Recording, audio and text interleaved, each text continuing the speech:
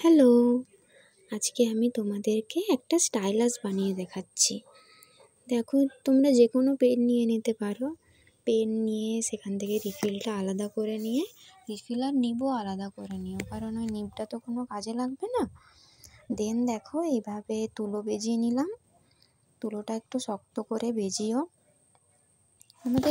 আমাদের বাড়িতে প্রত্যেকেরই এরকম কপার তার রয়েছে। তো এরকম কপার তার নিয়ে ওই রিফিলের সাথে যে তুলোটা বেজালে সেখানে তোমরা তারটাকে এইভাবে করে নিও। দেখো কিভাবে করছি সেটা দেখো মন দিয়ে। দিয়ে ওই পেনের মধ্যে রিফিলটাকে ভরে ওই তারটাকে বাইরে বার করিয়ে দিলাম। দেন একটা তারটাকে বেজিয়ে ব্ল্যাক টিপ মেরে নিলাম।